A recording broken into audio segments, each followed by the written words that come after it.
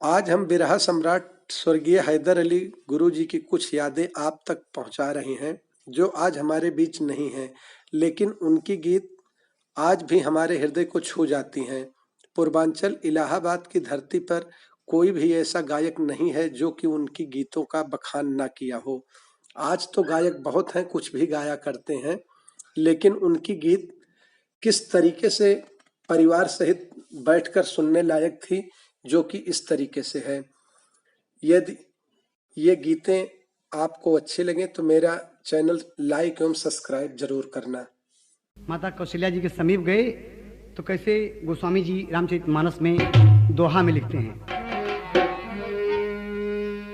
मलिन बसन विवरण विकल, अरे कृष्ण शरीर दुख भार, कनक कल्प बर बेली बर, मानहु हनी तुषार।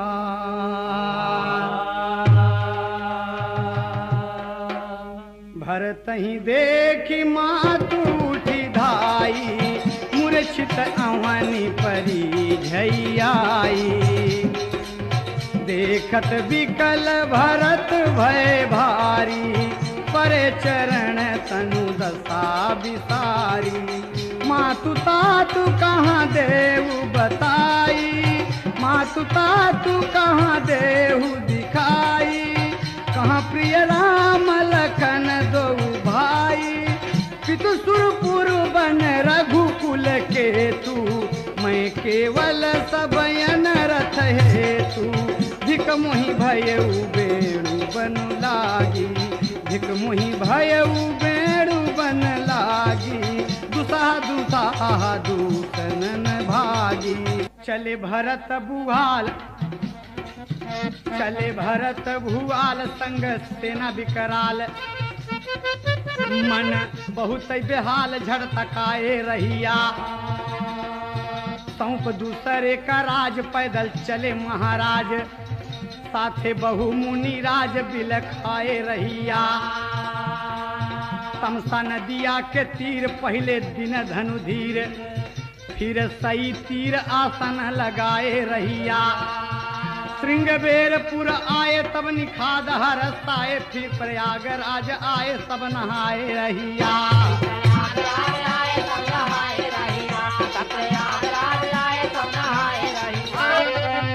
अरे भरत भंवरा बनी के, भरत भंवरा बनी के, घूम बिया बनवा। भरत भंवरा बनी के,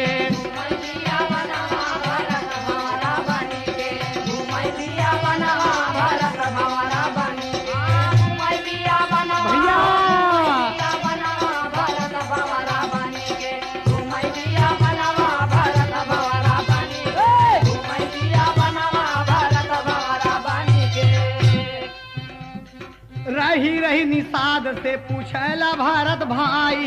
रही रही निषाद से पूछला भारत भाई, रही रही निषाद से पूछला भारत भाई।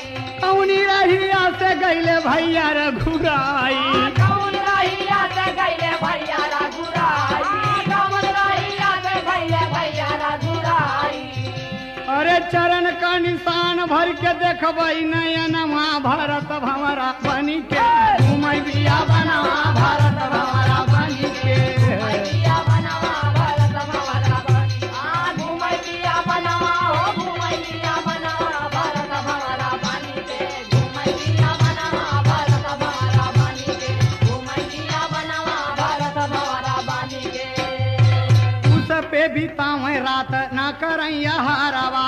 कुश पे भी तावै रात ना करैया हरवा, सते भी तामै रात ना करैया हरवा। बाउर भरत करो वही भी, ए बाउर भरत करो वही भी दिगा चेहरा। बाउल भरा करो मैं भी गचे हरवा, बाउल भरा करो मैं भी गचे हरवा। हाँ भाई के वियोगे दुबराई गइल तनवा। भरत भंवरा बनी के, घूमै बिया बनवा। भरत भंवरा बनी के, घूमै बिया बनवा। भरत भंवरा बनी के। हाँ बड़ा बड़ा छाला, बड़ा बड़ा छाला चला जाई नहीं रहिया। अरे धन्य भाई भरत नाही पौआ में पनहिया। भरत जी रो रहे हैं, भैया माँ जानकी, लक्ष्मण। और राम रोते रोते कहते हैं कि भैया कहाँ चले गए भैया? अरे राम राम कहाँ व्याकुल भाई ले बाउर मनवा भरत हमारा बन घूम बिया बना भरत हमारा बनी के। घूमय बिया बनवा भरत हमारा बनी के। अरे जैसे कौनो पागल वैसे भरत के वियोगवा, जैसे कौनो पागल वैसे भरत के वियोगवा, शकुन मनावे मंगल नीक संजोगवा। अरे आए चित्रकूट जहाँ रहे तीनों जनवा भरत हमारा भाई के घूमय बिया बना भरत हमारा बनी के। घूमय बिया बनवा भरत हमारा बनी के। घूमय बिया बना भरत हमारा बनी के। घूमय बिया बनवा भरत हमारा बनी के। घूमय बिया बनवा भरत हमारा बनी के। अरे बिहसी के चहके लागी चिड़ैया, बिहसी के चहके लागी चिड़ैया, बिहसी के चहके लागी चिड़ैया। केवट कहे, अरे केवट कहे तनी सुना भरत भैया, बिहसी के चहके लागी चिड़ैया, बिहसी के चहके लागी चिड़ैया। चढ़ी के पहाड़वा पे कुटिया दिखाए, जहाँ राम लखन सिया समय बिताए। अरे लख के भरत जी के छूटे रोवैया, बिहसी के चाहते लागी चिड़ैया, बिहसी के चहके लागी चिड़ैया। लग के भरत जी के छूटे रोवैया, बिहसी के चहके लागी चिड़ैया, बिहसी के चहके लागी चिड़ैया। मन में अगाध प्रेम दौड़े भरत भाई, पौआ न सीधे पड़े गए पगलाई। बाउर हुए हैं। कुटिया जब देखे निषाद राज दिखाता है कि उसी पेड़ के नीचे कुटिया बनाकर मर्यादा पुरुषोत्तम तीनों प्राणी रह रहे हैं। भरत पागल हो गए कि अपने भैया से कैसे मिले जल्दी से। अरे जोगिया के भेष में, अरे जोगिया के भेष में विराजे दूनो भैया, बिहसी के चहके लागी। लागी चिड़ैया, बिहसी के चहके लागी चिड़ैया। अरे हर्ष शोक सुख दुख भरत जी भुलाइल। जब देखे दूर ही से हर्ष शोक सुख दुख भरत जी भुलाइल। भैया भैया कई के धरनी बहराइल। भैया भैया बहराई, भैया भैया कई के धरन बहराई। ओए अरे लख का भरत, अरे लख के भरत का हो रो मैं रघुरैया, बिहसी के चहके लागी चिड़ैया, बिहसी के चहके लागी चिड़ैया, बिहसी के चहके लागी चिड़ैया। अरे अभिमन रोवई छोड़ भोकार, क्यों से भवाना दीदार मोरी मैं का मयरिया कहाँ गई।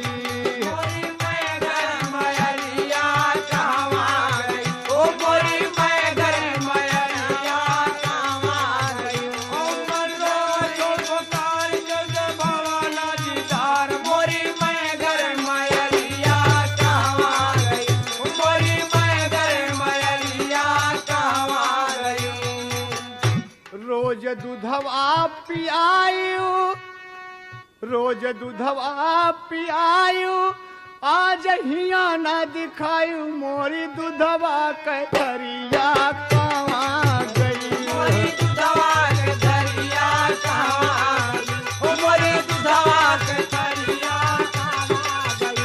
रोज दूधवा पियायु, आज हिया ना दिखायु मोरे दूधवा के धरिया कहाँ गई, मोरे दूधवा के धरिया कहाँ गई।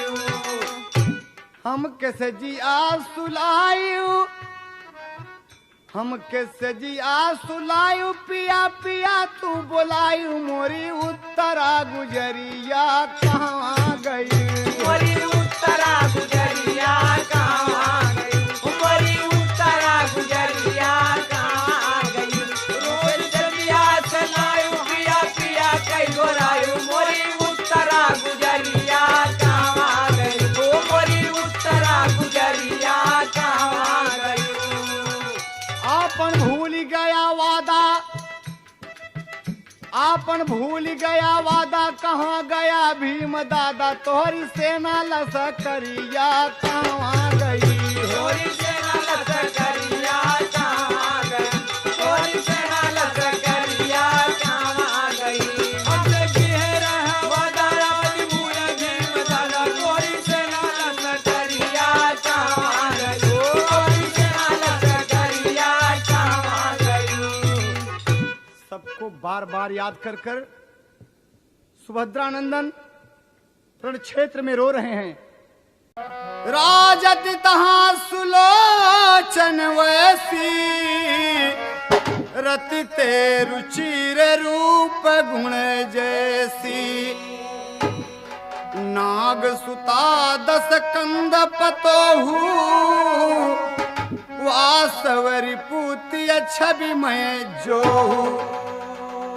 हेम सिंहासन सोहति बाला सेवति विद्याधर त्रय काला पूजति विविधि विनय करता ही सुख प्रमोद को सकत सराही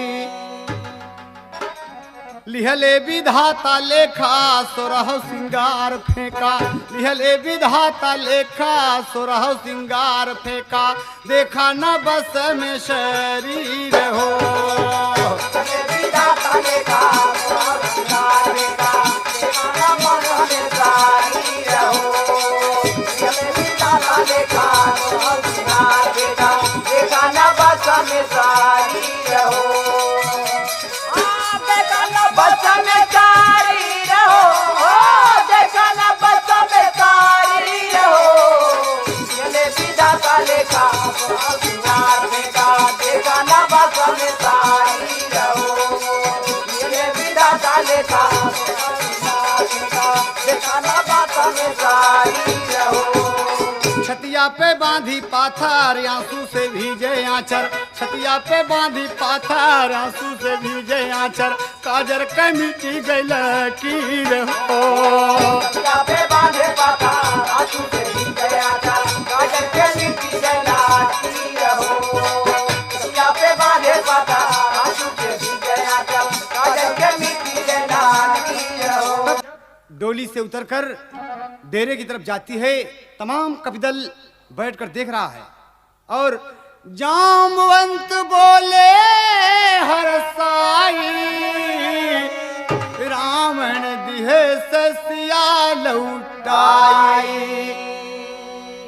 कहा देखा प्रभु मेघनाथ के मरते ही सीता जी का डोला सीता जी को वापस कर दिया दशकंधर ने बगल में विभीषण बैठे थे कहा नहीं नाथ नहीं जामवंत आप भूल कर रहे हैं वो परिचय देते हैं कि प्रभु हमसे सुने आप ये कौन है सभा मध्य सोहत यघमोचन कीन्हु सफल निरखी निज लोचन करत दंडवत सिर धरि धरणी तही कर चरित विभीषण वरणी पुत्र वधु दस कंधर केरी अरे बड़ी पतिव्रता जानी प्रभु हेरी मेघनाद की नारी सुशीला असगति तव विरोध कर लीला भगवान ये नाग सुता दशकंधर की पतोहू इंद्रजीत की पत्नी है। बैरगिया तर्ज में लगत है साधु संत लोग अक्सर ही प्रयागराज में गावत ही सजनवा कशीस हमई दई दसामी सजनवा कशीस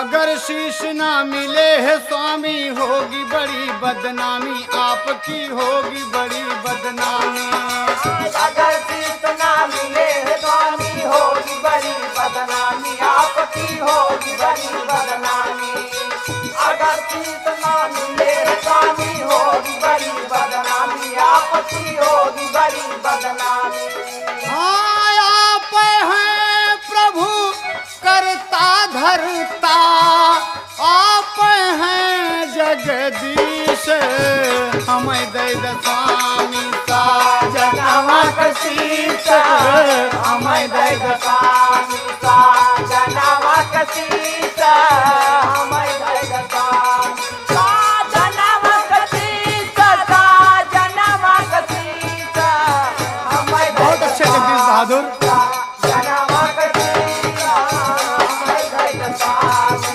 सा जनवा कशीस हमें दे स्वामी कहती है प्रभु मुझे राजकाज नहीं चाहिए मुझे कुछ नहीं चाहिए मुझे ये लंका नहीं चाहिए लेकर शीस सती होई जावे दुखिया के अभिलाषा राम जी दुखिया के अभिलाषा लेके शीस सती होई जावे दुखिया के अभिलाषा राम जी दुखिया के अभिलाषा लेके शीस सती होई जावे दुखिया के अभिलाषा राम जी दुखिया के अभिलाषा राज काज सब ओके दई जा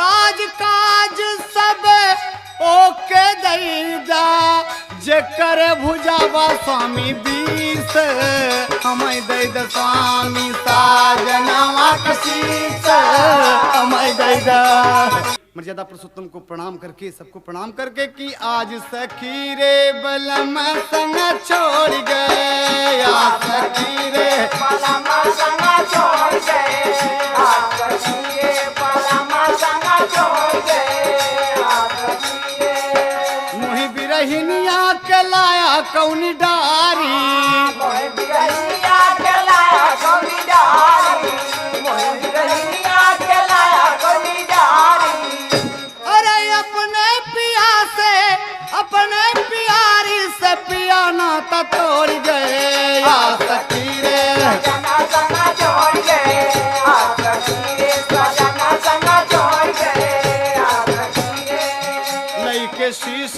सती होई गई जी लइके सती होई गई लइके सती होई गई अरे स्वामी गीतानंद हमारे वंश नाता जोड़ गए आज सखी रे बलम संग छोड़ गए आज सखी रे बलम संग छोड़ गए आज सखी रे सजन संग छोड़ गए आज सखी रे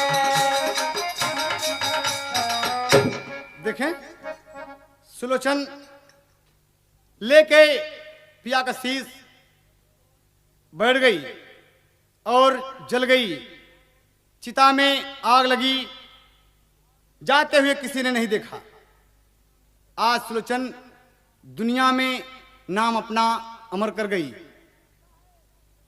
लिखा है कि अपने पिया का कटा हुआ शीश हंसा दिया राम लक्ष्मण हनुमान तमाम कपिदल के सामने अपने आप को पतिव्रता साबित कर दिया तो यहाँ कहना है ऐसी नारी जगतिया में भैली ऐसी नारी जगतिया में भैली ऐसी नारी जगतिया में भैली जग में नाम अमर कई गई जग में नाम अमर कई गई में ना माया मारा कई गईली आय अपने तन पे उजरा कपन बहिनी ओढ़ गए आ सखी रे बलम संग छोड़ गए बलम संग छोड़ गए बलम संग छोड़ गए बलम संग छोड़ गए या सखी रे संग छोड़ गए बलम संग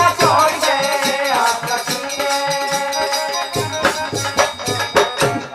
अरे हमारे भारत के धरती आ सम्मान करे अरे हमारे देश के धरती आ सम्मान करे अरे भारत दसवा ऐसी नारी पे गुमान करे भारत सवाई ऐसी नारी पे गुमान करे भारत सवाई ऐसी नारी पे गुमान करे ओ गुमान। और अनसुईया चल गई और कहाँ पहुंचती है बाबूजी? सुमेरगिर पहाड़ पर। और जो पहाड़ पर पहुंच गई देवी और रास्ते में सोचते हुए चली जा रही है और कह रही है मेरे रहते मेरे बहन का पति मर जाए, मेरी बहन विधवा हो जाए। अनसुईया तुझे धिक्कार है।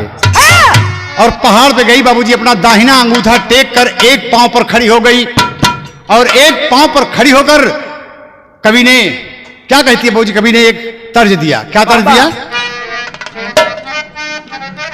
क्या कहती है?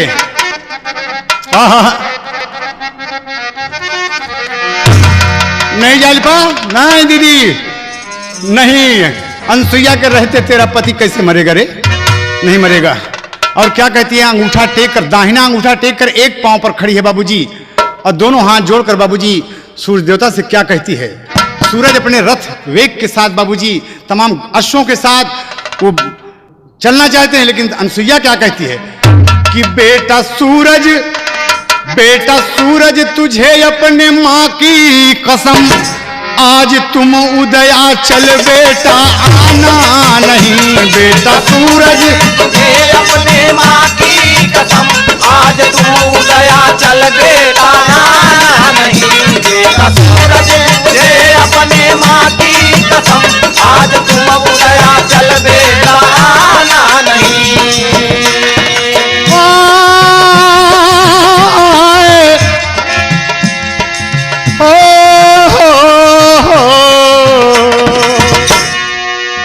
बेटा सूरज तुझे अपने माँ की कसम आज तुम उदया चल बेटा आना नहीं। जिस जगह पर हो तुम उस जगह पर रहो, पाँव हरगिज तुम अपना उठाना नहीं। जिस जगह पर हो तुम उस जगह पर रहो, पाँव हरगिज तुम अपना उठाना नहीं। जिस जगह पर हो तुम उस जगह पर रहो, पाँव हरगिज तुम अपना उठाना नहीं। बेटा सूरज तुझे अपने माँ की कसम आज तुम उदया चल बेटा आना नहीं।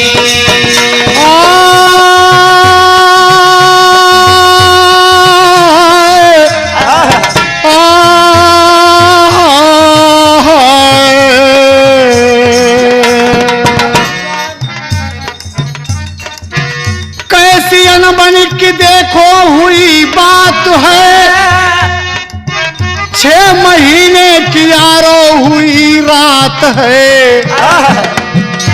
अरे बारे अनसुईया, बारे देवी, बारे मेरी भारत भूमि, ये हमारे भारत माँ की गरिमा है कि ऐसी ऐसी बेटियां पैदा हुई कि अंगूठा टेक दिया कि सूरज तुम नहीं आओगे।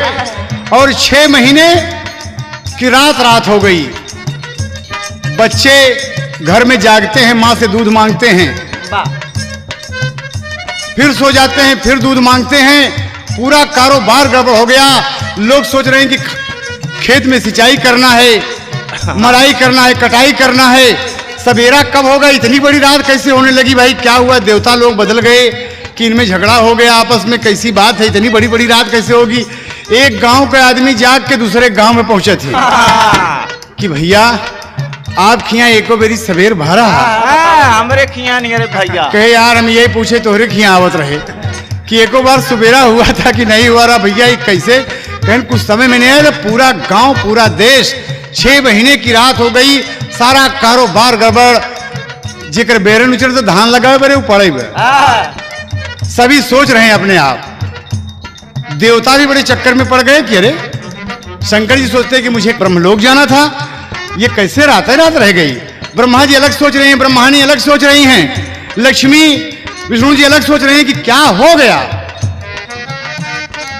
देवता भी करने लगे मशविरा, भोर होने का कोई ठिकाना नहीं। देवताओं में भी होता है मशविरा, भोर होने का कोई ठिकाना नहीं। देवताओं में होता है मशविरा, भोर होने का कोई ठिकाना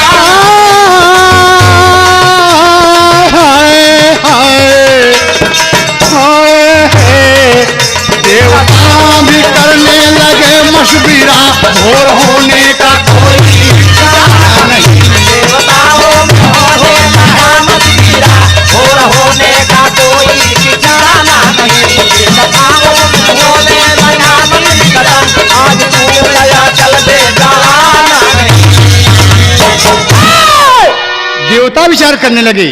ब्रह्मलोक से ब्रह्मा जी तमाम एकत्रित हुए, तीनों देव, तमाम देवता लोग, इंद्र कुबेर इत्यादि, अग्नि जल वरुण सभी पहुंच गए कि प्रभु जी ये कैसी माया है, अगर इतनी बड़ी रात होगी तो सृष्टि का काम कैसे चलेगा। विष्णु भगवान कहते हैं कि सृष्टि का काम, इधर देखिए मृतलोक में त्राही त्राही मचा हुआ है, बच्चे जाग जाग के अम्मा भूख लगी बा, अम्मा दूध दे दे, अम्मा कैसे। लोग नित्य क्रिया कर करके परेशान हो गए कि अरे बाप रे कितनी बड़ी रात है, क्या करें, कुछ समझ में नहीं आता, सब परेशान हैं। विष्णु भगवान ने कहा कि भगवान अंतर्यामी नारायण ने कहा कि कुछ गड़बड़ है यहां पर। सूरज की तरफ जब इशारा किया कि सूरज तुम निकलो, लेकिन अंगूठा टेका हुआ कि नहीं, सूरज नहीं निकलेगा। अनसुईया कह रही कि सूरज नहीं निकलेगा, और जब सूरज निकलेगा नहीं तो मेरी बहन विधवा नहीं होगी।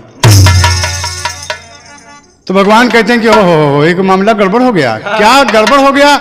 अनसुईया ही चरण टेक दिया है, सूरज को कसम दे दिया है सूरज तो निकलेगा नहीं कभी भी, ये तो 6 महीना का बात है, 6 साल न बीत जाए।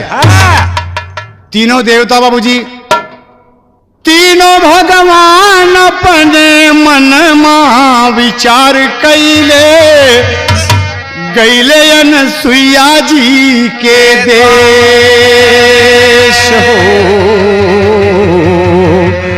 गैले अनसुईया जी के देश। काहे के चरणमा टूट कलियू मयनवा, सारा जग पवल कले। एक ही पांव पर खड़ी है बाबू अंगूठे के बल पे। भगवान को देखा और अनसुईया मगन हो गई। कई के नमन बोले लगली अनसुईया, अरे भला हम देई का कलेश हो, बोला हम देई का कलेश। कहे ये नहीं से पूछा, शिव जी की तरफ इशारा करके कहे ये नहीं से पूछा जवन डमरू बजावे, जे का सब कहाती महेश। भगवान ए दीनानाथ, इन्हीं से पूछा ना, इन्हीं से पूछा कि का हो शंकर जी। विष्णु जी बोले का बात है, कौन बात है ना, हम तो कहोगे भाई नहीं भाई। ब्रह्मा जी बोलिए बोलिए शंकर जी क्या बात है, आप ही की तरफ से शिकार निकल रहा है। कहे अनुसुईया बात बताइए ना। कहे अमरनाथ में हमारी बहन मेला देखेगा रही, इनके बाद हम्बर मतन की मेवाद लग गए। हमारे बहन का पति कोढ़ी है और लग गए, वो श्राप दे दें कि सूरज की किरण निकली तो मर जाए। ये भोलेनाथ, इनके सब भोलेनाथ का आदि डमरू बजावा थी। हाँ, हमारे बहन का श्राप दे विधवा हो जाए हमारी बहन, ना सूरज निकली ना हमारी बहन, हम सूरज ना निकले देव। हाँ नहीं प्रिय, तुम यहीं पर रहो। लेकिन सावित्री क्या कहती है? कहे सावित्री पिया साथ नहीं छोड़ूंगी, कहे सावित्री पिया साथ नहीं छोड़ूंगी, कहे सावित्री पिया साथ नहीं छोड़ूंगी। मान लो कहना आज हाथ नहीं छोड़ूंगी, मान लो कहना आज हाथ नहीं छोड़ूंगी, मान लो कहना आज हाथ नहीं छोड़ूंगी। जान जाए मगर फरमान न जाने दूंगी, जान जाए मगर फरमान न जाने दूंगी, जान जाए मगर फरमान न जाने दूंगी। अकेले आज बियाबान न जाने दूंगी, अकेले आज बियाबान न जाने दूंगी, अकेले आज बियाबान न जाने दूंगी। अकेले आज बियाबान न जाने दूंगी। ताज लगा बेलवरिया में। यहाँ कवि का कहना है बेलवरिया में, बोले धर्मराज लौटा घरे दुल्हनिया, बोले धर्मराज लौटा घरे दुल्हनिया, बोले धर्मराज लौटा घरे दुल्हनिया। ओ बोले धर्मराज बोले हो, ओ बोले धर्मराज बोले हो, बोले धर्मराज लौटा घरे दुल्हनिया, बोले धर्मराज लौटा घरे दुल्हनिया। कहते हैं पति के साथ में सती हो जाना हर रानी का काम, चारों युग में यही प्रथा है, होगा जग में नाम सही बतलाते। मरना हो सही बतलाते, मरना हो सही बतलाते। वहाँ मरे लोग हैं जाते, वहाँ मरे लोग हैं जाते, वहाँ मरे लोग हैं जाते। जिंदे का न काम रानी माना कहनवा, बोले धर्मराज हमसे तुला बरदनवा, बोली गुलफाम पता घर खेलें ललनवा, बोली गुलफाम पिता घर खेलें ललनवा। सोचई महाराज सोचई हो, सोचई महाराज लौटा घरे के रनिया, सोचई महाराज लौटा घरे के रनिया, सोचई महाराज लौटा घरे के रनिया। सोचई महाराज सोचई हो, सोचई महाराज सोचई हो, सोचई महाराज लौटा घरे के रनिया, सोचई महाराज लौटा घरे के रनिया। कहना है यहाँ पर कि मुझसे एक वरदान ले लो और लौट जाओ। तो कहा कि वरदान देना चाहते हो तो त्रिबाचा दो। त्रिबाचा दिया तो कहा हमारे पिता के घर एक संतान पैदा हो। मेरे पिता की पुत्री है, पुत्र नहीं है। कहा यूं मत जाओ। सावित्री खड़ी है, जमराज चले तो फिर पीछे पीछे जाती है।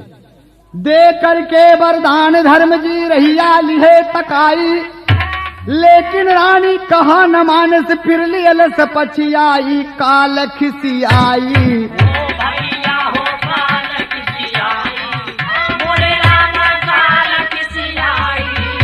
अब काहे रार बढ़ाई, अब काहे लार बढ़ाई, अब काहे लार बढ़ाई। पायु वरदान बात कही समझाई, बोले महाराज वर मांगो मुस्काई, अंधे सास ससुर आंख से करें दिखाई, मांग से वरदान सावित्री हरसाई। सावित्री धर्मराज कहे कि दूसरा वरदान मांग लो। तो कहा दूसरा वरदान मुझे ये दीजिए कि मेरे सास ससुर दोनों आंख के अंधे हैं और आज से वो देखने लगे। तो कहा हिम्मत जाओ। धर्मराज जी कहते हैं होगा ऐसा ही काज, होगा ऐसा, होगा ऐसा ही काज लौटा घरे दुल्हनिया।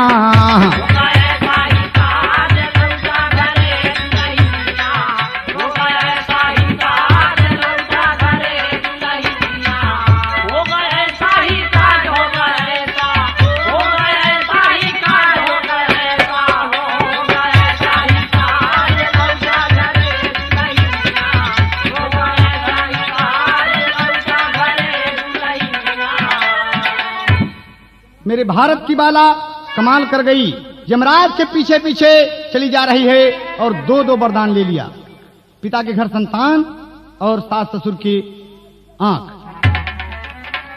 पाई गई दो दो वरदान, पाए गई दो दो वरदान, फिर भी माने ना श्रीमान, शान से पीछे पीछे चली जाती है भैया बलैया ले वे सारी दुनिया। पीछे पीछे चली जाए है भैया बलैया ले वे सारी, वरदान से पीछे पीछे चली जाए है भैया बलैया ले वे सारी।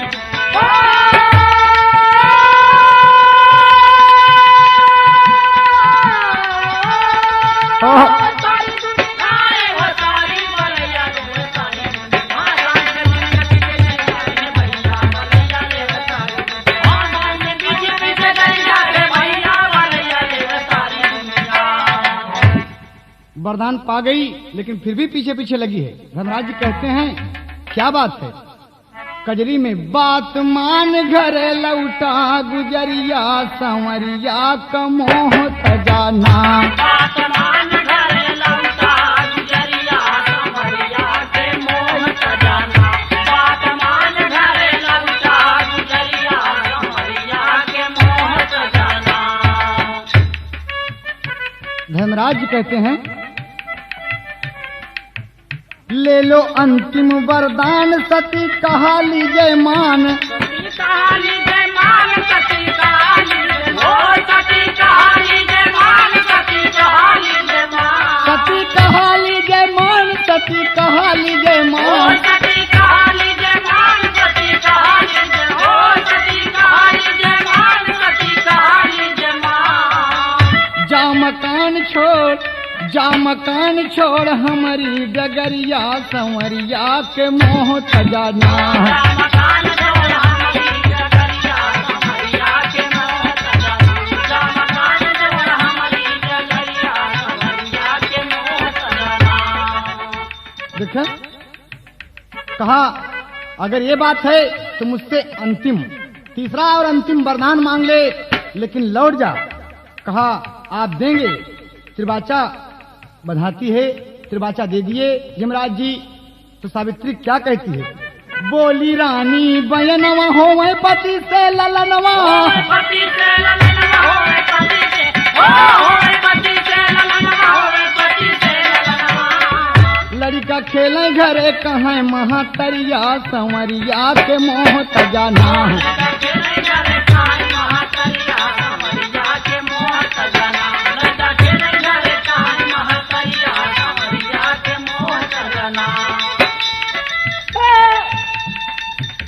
हाँ, कहत है कि अगर वरदान देना चाहते हैं तो मेरे पिया से मेरे पुत्र पैदा हो और मुझे माँ कहें।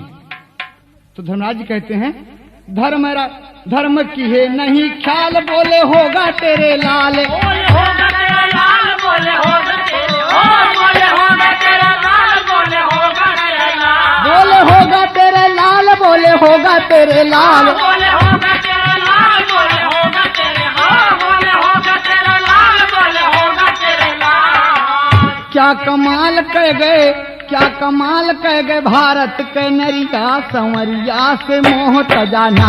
क्या कमाल करे भारत के नरिया संवरिया के मोह तजाना। क्या कमाल करे भारत के नरिया संवरिया के मोह तजाना।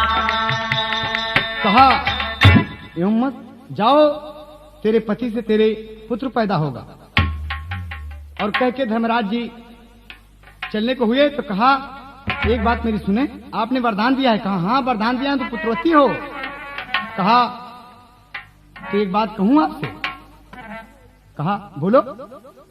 कहा लड़का होई कैसे नाथ पति लिहे जा साथ। पति लिए जा साथ, पति लिए जा, पति लिए जा साथ, पति लिए जा साथ। पति लिहे जा साथ, पति लिहे जा साथ। पति लिए जा साथ, पति लिए जा, पति लिए जा साथ, पति लिए जा साथ। धर्मराज जी के सूखी गए ठठरिया संवरिया के मोह तजाना।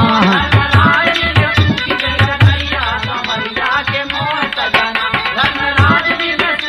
ठठरिया संवरिया के मोह तजाना।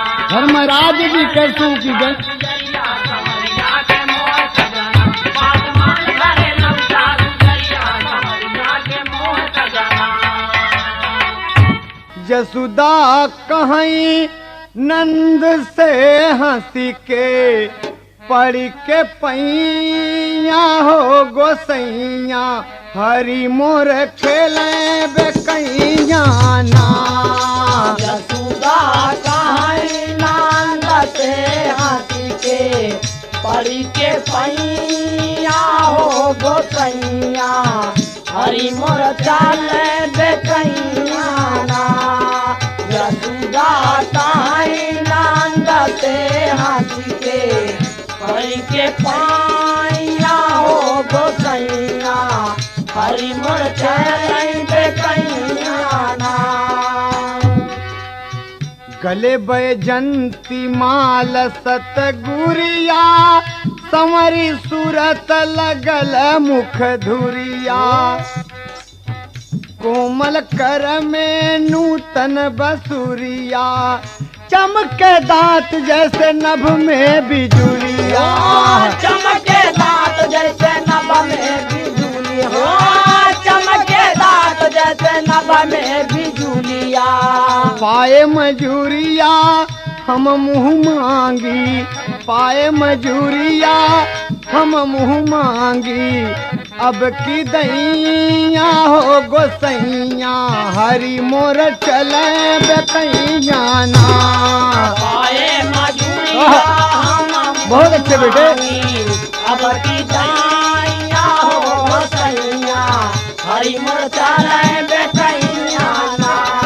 पाए मजूरिया हम मांगी अब की दैया हो सैया हरि मोर चले बेकैया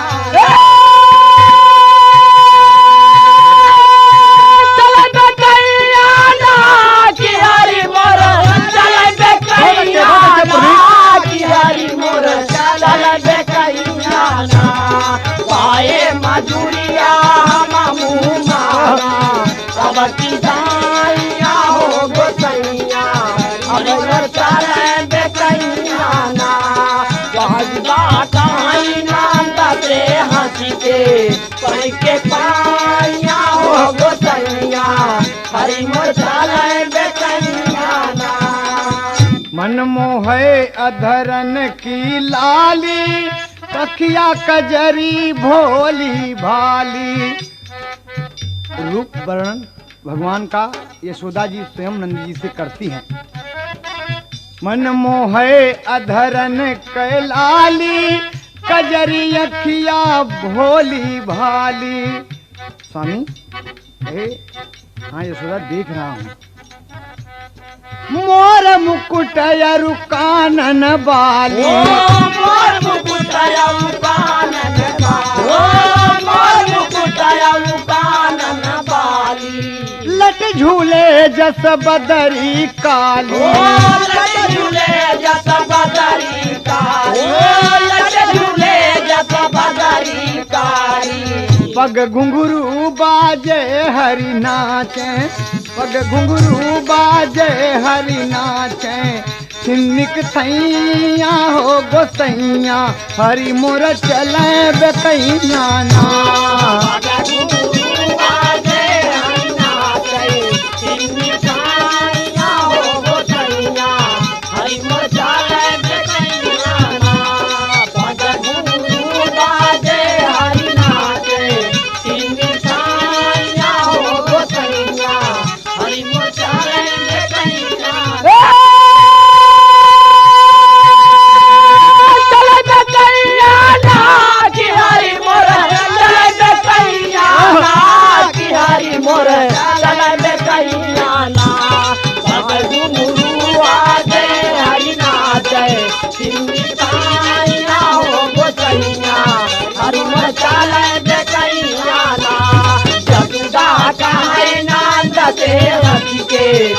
के पाया हो गोतैया हरि मोर चाले बेकैया ना। कहते हैं स्वामी लागल पापिन के गले फांसी मारे पूतना काय अविनाशी। हमारा लाल बालेपन में ही कितना बहादुर है पिया। कहें हाँ।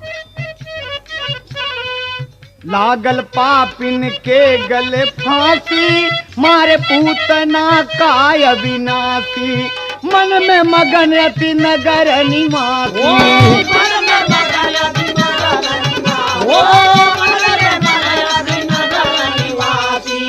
गोकुल की मिट गई उदासी।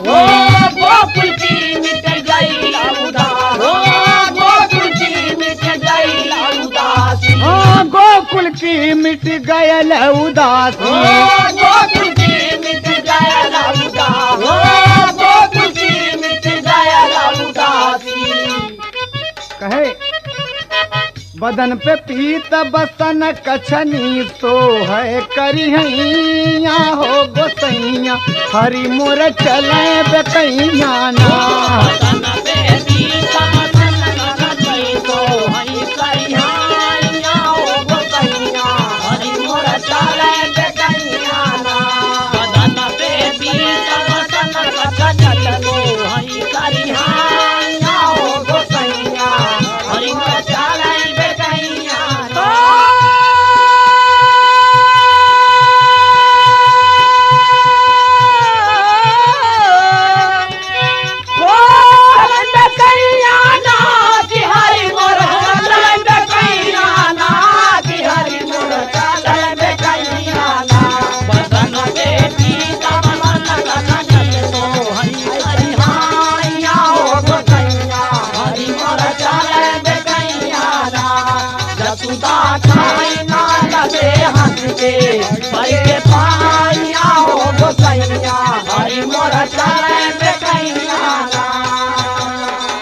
नखरा कई के नाच नचावे, नाच नचावे नचावे नचावे।